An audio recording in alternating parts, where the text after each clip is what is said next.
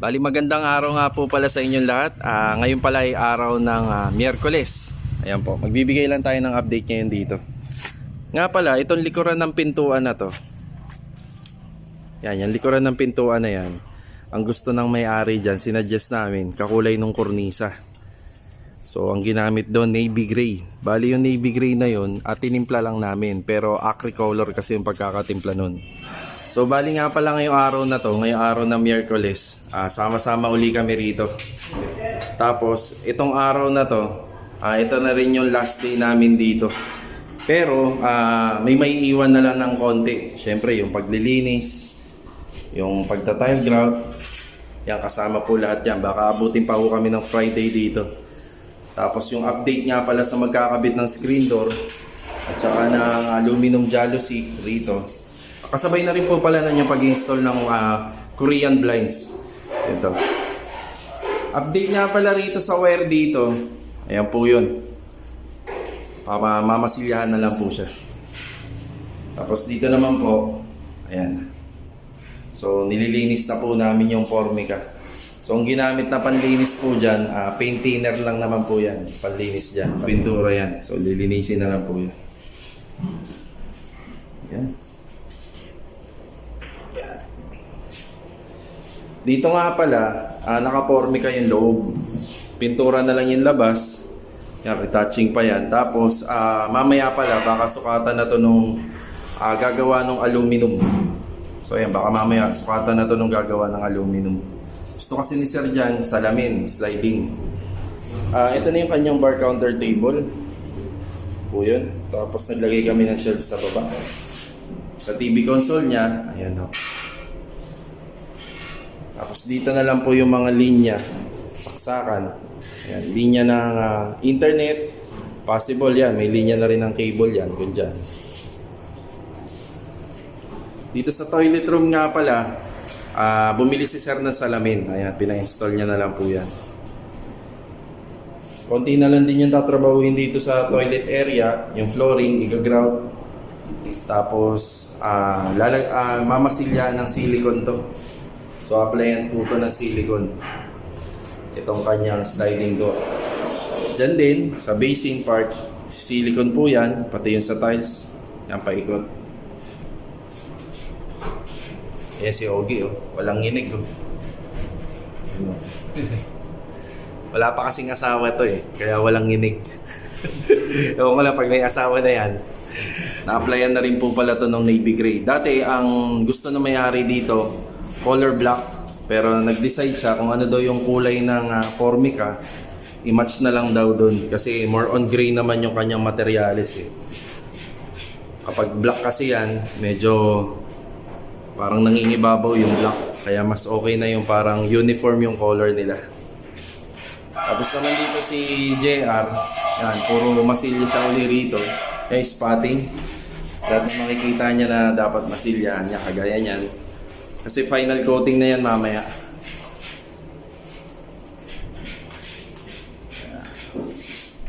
Dito nga pala, yung titimplahin namin na pambakal, na navy gray ang kulay.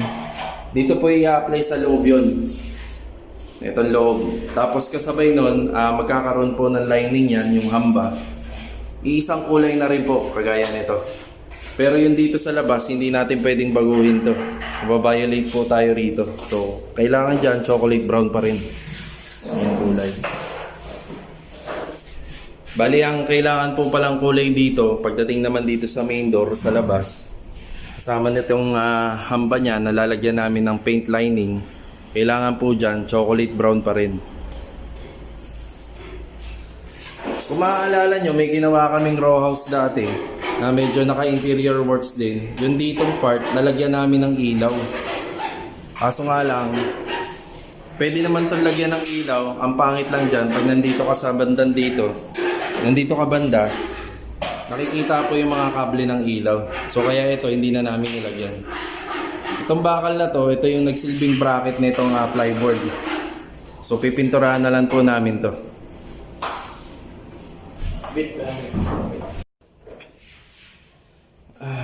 So bali dito nga pala, itong harang na to na ilalagay namin dito, para po dito sa may aso. So usually naglalagay kami ng outlet dyan, pero hindi na po namin lalagyan kasi lagi naman pong may alagang aso rito. Tapos lagi nila dito na rin yung paliliguan.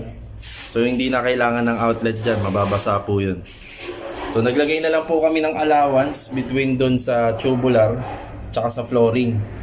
Para kahit papano, lagi po itong malilinis itong may-ari, itong part na to.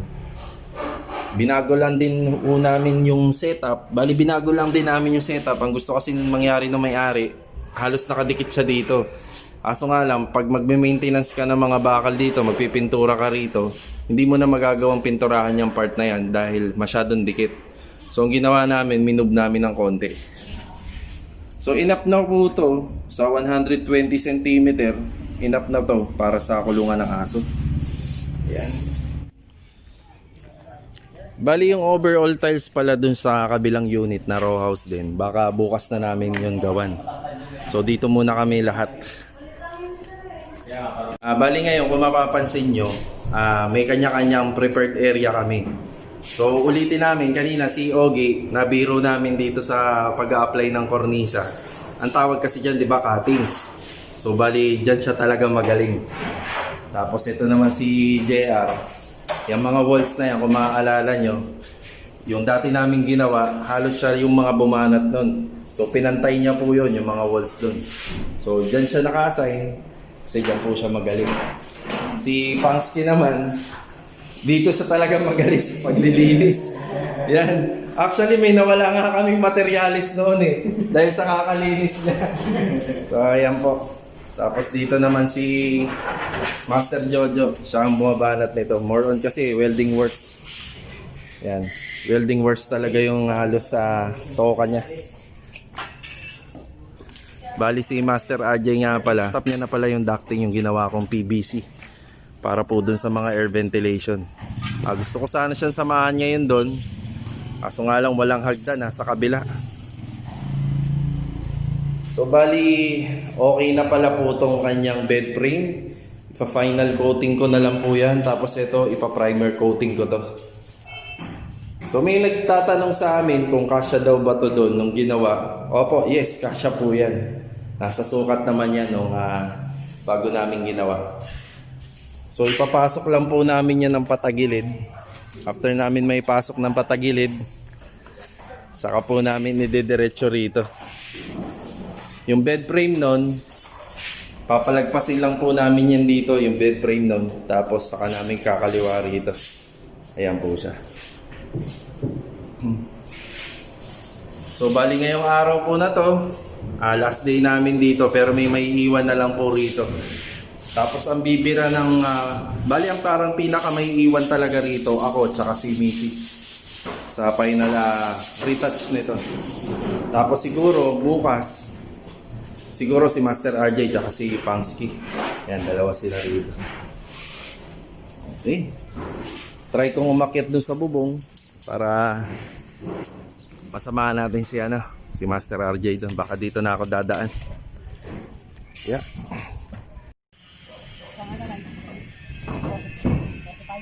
Okay. Sa Pasingawan, sa Didos.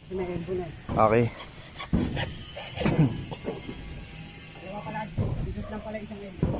Oo. Ay, oo nga no. Kasi ang abang mo dyan, Didos? Okay. Bali dito nga pala sa bubong nitong ginagawan namin, papakita ko lang yung mga ginawa ko dito. Ito yung mga remedyong ginawa ko rito. So ayan, naka flash band tape. Bali maganda naman po yung kanyang flashing.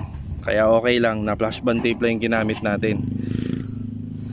Hindi kagaya dun sa mga ginawa natin na nagpa-repair talaga sila. Hindi kasi na maganda yung pagkaka-install. Ito maganda kasi. Tapos dito rin. Yan, tinape na lang namin yan. So bali nga pala ngayong umaga, nandito na rin ako sa bubungan. Pakita ko sa inyo yung ginawa ng Planet Installer. Kadalasan yan, nandito lang po yan nakatap. Kami kasi, gusto nga dahil kagustuhan namin na ayaw may nakikitang kable dun sa baba. Ayaw ko na nakakita na naka-expose na kable. Ganito po yung ginawa dyan. Yan po. So sa text screw, nagabang po sila. Siguro lock nila to eh. Hindi ko alam kung anong tawag dyan. Tapos yung wire para po dun sa internet, yung pinalusot po dito. So ayan, may butas na naman yan. Ang gagawin namin dyan, i-elbowhan namin para hindi po pasukin ng tubig. So yan, nakikita nyo na yan. Nakikita nyo na meron siyang flash band tape. Ang kasunod po nyan, lalagyan ko yan ng epoxy. Medyo marami-rami yung makikita nyo dito kasi meron ditong exhaust fan, tapos yung range hood, pasingawan, tapos banda dito may exhaust fan din dito sa CR. Meron kami nilagay dyan. So ngayon, tutulungan ko muna si Master RJ dito. So dating gawi, yung ginawa namin doon sa kabila, ganun din yung gagawin namin dito. Yan. So bali po nakabit na po pala namin lahat ng PVC rito. Ito po ay para sa kanyang range hood, exhaust fan, another exhaust fan sa may CR, pasingawan, tsaka sa kable ng internet. So lahat po yan naka flash band tape na. Tapos siyempre applyan po natin yan ng epoxy. Epoxy Pioneer A&B. Ito po yun.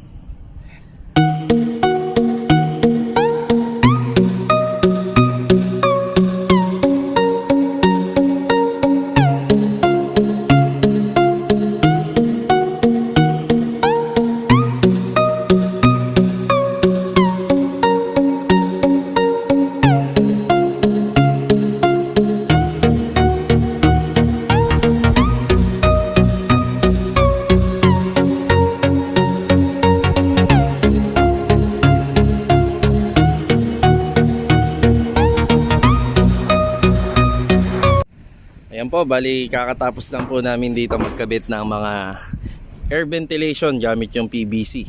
Tapos nalagyan na rin po yan ng flash band tape. Tapos nalagyan na rin po siya ng epoxy. Bali hindi na ako lalapit dyan banda. Baka mamaya gumalaw yung mga epoxy na inaplayan ko. Kasi pag napakan ko yung yero, kasabay nyan kung saan banda po yung naka-install yung mga PVC. Bali may truck na naman ng basura ngayon. Hakot na naman. Ayos yan. Tapos bali ito nga pala yung update namin ngayon dito. Ayan. So okay kami rito. So ba naman tayo. Ayan, hakot na naman para sa truck ng basura. Napakalaki ng truck ng basura na naghahakot sa amin dito. Update naman dito sa ginagawa namin na harang para sa aso, or ito na rin yung magsisilbing kulungan. Yan, nakatops na po siya. Since stainless siya, tinox namin. Ayan, tibay.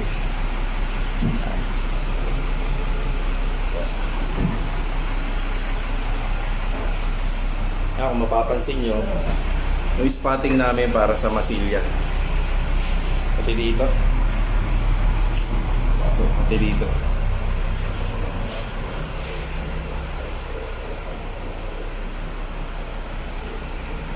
Yan, no? Yan po, sample na nalinis na ni Pangsky itong part na to. Yun, galing talaga. Bali si Pangsky nga pala, siya rin yung magpupulido ng mga gawa namin. So yan din yung kanyang forte.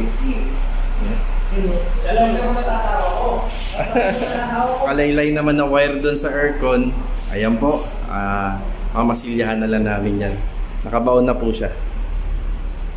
So may kanya-kanya po silang forte pagdating sa finishing. So kagaya ni JR, siya po yung babanat ng buong walls. Kung naaalala nyo, pinanood nyo yung isang interior na gawa namin, halos siya yung bumanat ng walls, yung finishing coating. Tapos si Ogie naman, siya po yung naka-assign para sa mga kornisa. Siya po yan. Yan, magpa-final touch pa po siya dyan sa mga kornisa na yan. Medyo maselan kasi ang kornisa. Kailangan dyan hindi masyadong magalaw yung kamay mo once na ina-applyan mo po yan ng pintura. Yan, break time muna. Bali pala mga ka-row house, titimplahin ko na nga pala yung ipapahid namin para sa bakal. So yung bakal na papahiran namin is yung main door. Gusto kasi ni sir doon sa may loob ng unit niya, yung kulay po ng main door sa loob at yung hamba ay yung navy gray na in-apply po namin sa kornisa. Pero po doon sa may bandang outside naman sa main door, so kailangan po sumunod tayo sa guidelines na ang kulay ng pinto is yung chocolate brown kasama yung hamba. So ngayon baka magtanong po kayo kung kung ano po yung ginamit na kulay. Isasama ko na lang din po dito sa video kung paano ko po tinimpla. So una nga pala, dahil bakal yung pipinturahan, bumili ako ng 1 litro lang, pwede na. 1 litrong quick dry enamel na kulay white. Tapos bumili ako ng tinting color, tapos bumili rin po ako ng lamp black. So black. Bali yung 1 litro po kasi ng lagayan, punong-puno po yan. Ang gagawin natin yan, hahaluin muna natin. Isasalin po natin siya. So babawasan po natin siya. Bali konti lang, bawas tayo kahit mga ilang ml lang. So bali kumuha lang tayo ng basyo na walang laman. Babawasan lang natin to kahit ilang ml lang. Siguro kahit 50 ml lang, lalagay natin dito. Ilang ml ba to? So babawasan lang natin to ng 50 ml kasi konti lang din naman yung kukunin natin dito. Isasali natin dito para matimpla natin. So una titimplahin muna natin. Sasali na natin. Tapos ang susunod natin gagawin mga karawaw, saluin lang natin siya. Ang una nating ilalagay yung Venetian red. So ang gagawin kasi natin dito mga karohaws, tatansyahin natin to. So yung kulay niya parang kulay strawberry na. So haluin lang natin. Kung sa nakikita ko, yung nilagay ko kanina nasa 15 ml. Tapos ilalagay na natin yung lamp black. Yung lamp black pag nilagay natin, mas marami yung amount nito. Sa nakikita ko, sa tansya ko, mga 30 ml yung ilalagay natin. Tingin nyo, medyo hindi nyo pa na-achieve yung color. Gawin nyo, magdagdag lang kayo. So ililipat ko muna yung camera, no? Medyo against the light yung camera. So ito. So ayan, no? Medyo na-achieve na natin yung color. Para masigurado natin na nakuha natin yung unang kulay, kasi yung unang kulay kasi para sa wall yun. Tinimpla ko rin yun. Pero ang ginamit ko doon, acricolor. Yung acricolor, tinimplahan natin ng flat latex na white. So ang gagawin natin, kukuha tayo ng pintura nung tinimpla ko kahapon, tapos ipagmamatch natin. Bali ito yung sample na kulay. So sa camera, baka hindi nyo po makita ng husto, kaya ginawa ko, kumuha ako ng hard deflex na may kulay na puti na. So ayan po yung pinakakulay niya. Ngayon ang gagawin natin, so i-match natin yung unang tinimpla natin kung match na sila. Pag hindi pa, magdadagdag tayo ng lamp black.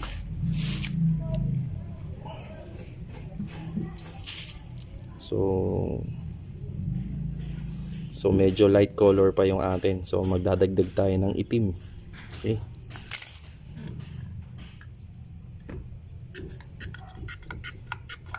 Kung tatanungin nyo kung ilang ml na yung nailagay ko doon sa lamp black, nasa 40 ml na.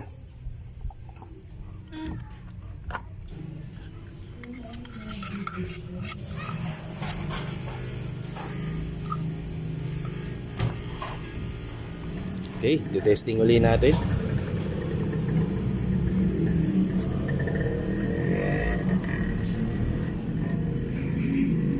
Yun o, magkasing kulay na sila. Okay na to.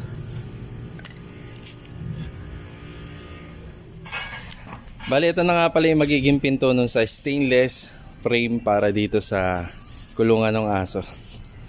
Dito nga pala, final coating ng kornisa. Bali, second coat na po ito. Tapos ito, yan, ina-apply na tile grout. Yung mga walls pala, final coating na rin po ngayon. Ayan na po yun. Ito yung palang, ito nga pala yung off-white na tinimpla nila kahapon. Semi-gloss to, acricolor na lamp black. Yan po yung mixing yan.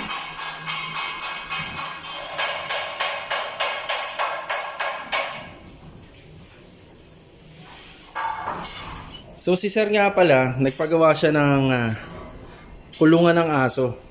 Ginagawa nga pala rito ng may-ari, ganito lang. Hindi siya totally cage ng aso talaga. May harang lang, tapos pinto, tapos ang ginamit dito stainless.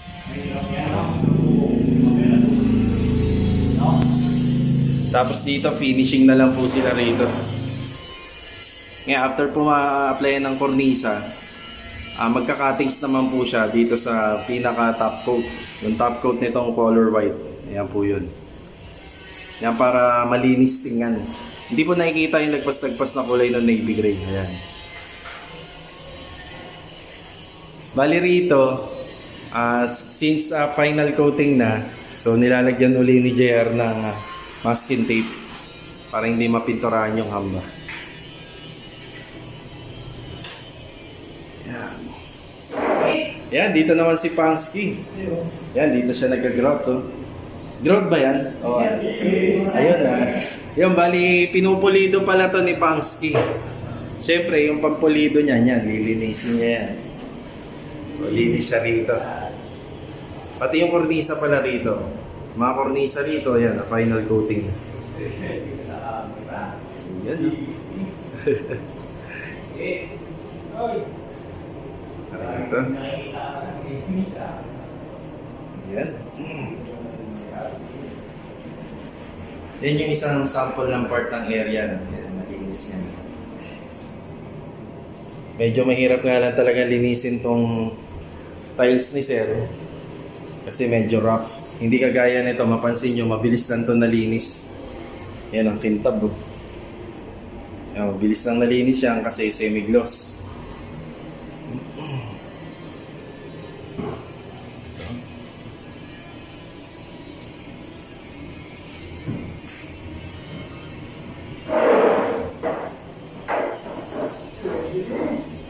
Tapos ito, minamasilya na to ni Master RJ dito. Part na to. Ayan yung console. Yung console niya.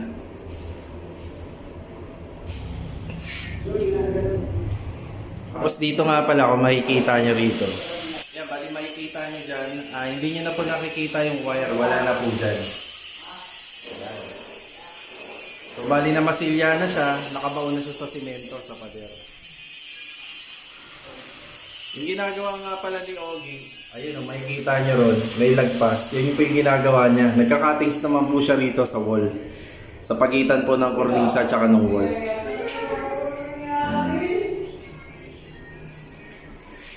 Ito. Po yung gustong kulay na may-ari sa kornisa. Tapos ito. Yan, pinturado na po to. Ginagawa ni Pangsky rito. Ayan, pinupulido niya yung toilet room.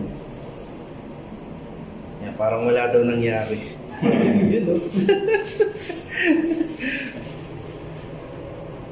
So, konti na lang po to. Possible, ayan, matapos namin yung mga walls, kornisa.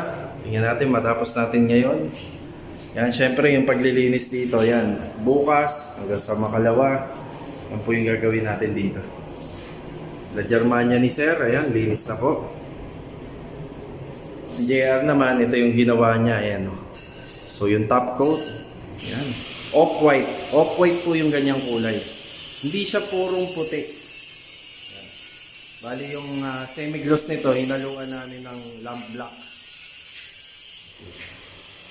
Ayan. After po maikot ni Ogie lahat ng kornisa, ang gagawin naman niya, yung cuttings naman po sa pagitan ng kornisa at saka ng wall. Ayan, para yung mga lumagpas na hagod ng navy gray papuntang wall, yan, mafa-flat niya po yan. Tapos dito naman, unti-unti na matatapos yung pag-assemble na to. Gusto mangyari pala na may-ari, stainless steel pala yung gawin namin dito.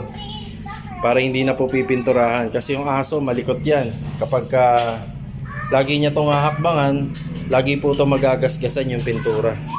Kaya stainless steel yung pinalagay niya rito. So kung magtatanong kayo kung ilang bakal po yung nagamit dyan, 4 po. Pero doon sa pang-4 may konting tirang bakal. Ang halaga po ng bawat isa, 899 talaga ang pinaka-presyo nito. Pero yung 2 bakal kasi, nabili na lang namin ng 825.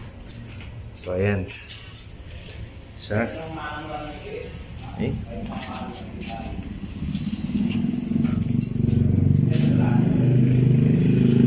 Papansin nyo, yung mga window grills pala, yung gate, hanggang ngayon kulay puti, yung kulay. Pag natapos na kami rito, saka ko po ito kukulayan ng brown. Kasi magdudumi pa yan eh. Kaya hindi ko muna pinipinturahan.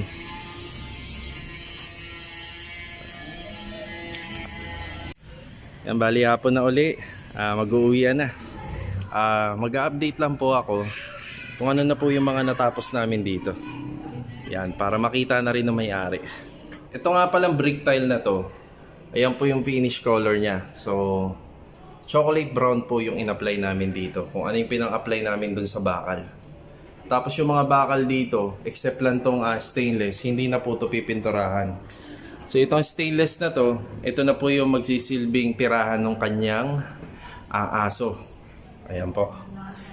Tapos tomorrow, possible itong mga bakal na to, mapinturahan ko po. Ayan. Tapos sila Master RJ naman ang bibira po nung hamba nito. Chocolate brown yan, pati dito sa may pintuan, chocolate brown po yan. Dito naman po sa likod ng pintuan, tsaka dito sa loob ng hamba, ang gagamitin po dyan ay yung navy gray. Yung po yung pinakita kong tinimpla ko sa inyo kanina. Tapos itong mga kornisa po dito, ayan po yan, pinturado na po siya ng navy gray. Bali, nasabi ko ka dati pala sa video kung napapanood nyo po, or nasusubaybayan nyo po, ang gusto po pala ng may-ari sa mga kornisa at sa mga baseboard, kulay itim po. Pasok naman tayo dito sa kwarto niya. Nga pala, yung ginamit namin ditong pampintura sa mga wall, off-white po yan. So, paano namin kinuha yung kulay ng off-white? Bali, yung semi-gloss, ayan, semi-gloss, 3 galon, hinaluan po namin ng color black, na lamp black. Acry color na lamp black. Dati kung mapapansin nyo, meron po nakalawit na wire ng aircon, ngayon wala na. Dito po pala sa loob, since na meron pa kaming 3 araw hanggang 4 na araw po dito na pipwesto. Yan, bukas pagpapatuloy namin yung retouching dito. Pero hindi na po kami ganun kadami. Kanina po kasi 6 kami rito pumesto, sama-sama kami. Ngayon, or bukas pala, hindi na po ganun kadami kami rito. Bali bukas, puro retouching po kami. Tapos continuation po namin dito sa mga pagpe-paint ng kornisa. Bali pala itong part na to, lagayan ng wine yan. Tapos ang gusto pala mangyari na may-ari dyan, ako ng aluminum. Tapos may sliding na glass. Anong gusto niya dyan. Yan, tapos dito po, ito po yung ginawa namin TV console. So dyan niya po ipabracket yung kanyang TV pag nakabili na siya. Yung butas dyan, yung update dito. Bali yung butas dito, ayan, wala na po. Ito na pala yung kanyang counter table dito sa may bar area. Tapos naglagay na lang po kami ng shelves. Tapos ito na po yung kanyang kitchen. Ayan yung kitchen niya. So ayan, medyo malinis na po. Kanyang overhead cabinet. Ito yung kanyang range hood. Dito po sa part na to, ilalagay niya yung gas range niya. Tapos dito, lalagay niya possible dyan yung ref. Yan yung abang ng space kasi dyan sa ref. Sa toilet room naman, dito sa kanyang basin, hindi pa po nakatap yung fittings. Papunta po dun sa PVC. Tapos ito na po yung binili ni Sir Jess na mirror. Yung mirror na yan, nabili niya po sa All Homes yan. Tapos pina-install niya na lang po banda dyan. Toilet niya. Ayan yung toilet room. Ayan po yung sliding door. Nagamit yung salamin. Tapos yung amenities and accessories. Tapos dito nga pala, ipagpapatuloy bukas dito yung sa cornisa. Yung retouching nito. Medyo konti na lang po yung tatapusin dito. Tapos ite-turn over na namin sa may-ari. Bali, ayan po mga ka-row house at maraming salamat po uli sa inyong pagsubaybay. Natapos na naman po yung araw natin ngayon. Nagpapasalamat nga po pala ako sa mga bumati sa akin, sa tropang Wasalap. Nagpapasalamat na rin po ako doon sa mga bumati at nakiramay para doon sa kaibigan ko. Maraming salamat po sa inyo. Siya nga pala mga ka-row house, gusto ko po munang magbigay ng pasasalamat kay Ma'am Valero Teston. Bali si Ma'am Valero Teston po, siya po yung nag-push sa akin para ipagpatuloy po itong pag-vlog. Papasalamat rin po ako kay Mr. Reg Vlog Builders. Ayan po, sila po yung nakakausap ko kung paano ko po makukuha yung aking Google Fin noong time na talagang nire-research ko kung paano ko siya makukuha. Also, salamat na rin po kay Mr. Jimmy Conanan or si Mr. Jimmy Speak TV. Ayan, shoutout po sa inyo. Maraming salamat po. Sila po yung mga napagtatanungan ko bago ko makuha tong Google Pin. Maraming salamat po sa inyong time at suporta. Hihingi rin pala ako ng pasensya sa mga nag-i-inquire. Marami po ako nababasa na hindi ko daw talagang sasagot. Una, sobrang busy talaga. Talagang nag-iisa lang po ako. Ako yung nagbi-video, ako yung nag-i-edit, ako na rin po yung sumasagot sa mga tawag. Actually, may makikita po kayo sa video, lagi ko na siyang kasama. Yung misis ko, bali, kinuha ko po siyang assistant. Kasi po, ako po yung sa payroll, ako na po yung sa plan, ako yung kumukuha ng requirements, ako yung nakipag-usap sa client, halos lahat ako na. Tapos sa paggawa ng sahod ako na. Kaya kinuha ko po ng assistant yung misis ko para kahit papano mabawas-bawasan ng konti yung trabaho ko. Tapos, syempre, hindi rin po madaling mag-edit. Mahirap din po sumagot ng mga tawag. Humingi po ako ng pasensya dahil hindi ko po minsan nasasagot. Pero, ang kadalasang ginagawa ko, binabasa ko naman lahat ng nasa comment section. Kung iisa lang po yung mga katanungan, pinag-iisa ko yon, sinasagot ko rito sa video. Ayan po, maraming salamat po sa inyong pangunawa. Bali, maraming salamat po sa inyong pangunawa at sana hindi ko kayo magalit at pasensya na po. Bali, sa mga nagtatanong pala, nag-i-inquire, kadalasan po talagang priority namin is yun dito. Kung sakaling malayo po kayo, dati tumatanggap kami sa malayo, pero kung lalayo kami, yung mga kontrata namin dito, may mga client kami na nakakuha na ng mga kontrata dito sa amin, baka naman magalit po sila sa amin sa sobrang delation. So, naka-line up po kasi iyon. Hindi nangangahulugan na nakausap namin kayo ngayon, magagawa na po namin yung inyong bahay. So, bali, sinusunod lang namin yung mga line up process namin dito para hindi naman po magalit sa atin yung mga kliyente natin. So sa mga nagtatanong po, lalo na kung malalayo yung lugar nyo, iniimbitahan ko na lang po kayo na laging manood dito sa channel namin para makakuha po kayo ng idea. Pero kung medyo malayo, hindi po talagang muna namin mapaprioritize kasi tambak po yung project namin dito. So sila muna yung uunahin namin dahil kung kayo rin naman po yung nasa katayuan namin, mas malapit, mas madaling magtrabaho, mas magaan at mas maganda yung creation kapag ka malapit. Pag malayo kasi, pag nagkaroon po ng problema, baka hindi na po natin mabalikan kasi malayo po yun. Once na nakauwi na po kami, nakabalik na kami sa mga lugar namin at may back job tayong naranasan sa bahay na ginawa natin, baka hindi na po namin yung basta-basta mababalikan. Yun po yung ikinasisira ng isang grupo. So yan, bali sana maintindihan nyo po yung aking paliwanag regarding po dyan. Ayan, maraming salamat sa inyong pangunawa. Siya nga pala mga ka-Row House, so shoutout kay Bossing all the way from Toronto, Canada. Shoutout po kay Sir J Masalihit from Dubai. Shoutout kay Sir CJ Pascual from Doha, Qatar. Shoutout po kay Chel Lao. Shoutout po sa magiging asawa ni Sir Christian Tablate, kay Miss Prince Arlene Katsesa from Mandaluyong. Ayan po. Shoutout na rin po kay Sir Jonathan Itang na taga Phase 5. Yan. Shoutout sa inyo, sir. Shoutout kay Sir Fernan Bundok from Tarlac. Shoutout po kay Ruben Official Vlog from Taiwan. Shoutout po kay Ma'am Glena Cordero. Shoutout po kay Rix Vlog from UAE. Shoutout po kay Jesus Janeo. Shoutout kay Sir Robert Bautista. Shoutout kay Arnold Cruz. Shoutout na rin po sa Cruz family from San Juan City. Nagpapasalamat na rin po ako sa inyo mga karo sa patuloy niyong pagsubaybay dito sa channel na to. Mga bago po pala rito sa channel na to, welcome na welcome po kayo. Maraming salamat po sa inyong pagbisita. Mga naligaw nga lang po pala dito sa channel na to, iniimbitahan po namin kayo mag-subscribe. May like and share na rin po. Huwag po kalimutan na pindutin po yung all para ma-notify po kayo dun sa mga video na aming ina-upload. So ulitin ko, maraming salamat po ulit sa inyo and God bless po. po.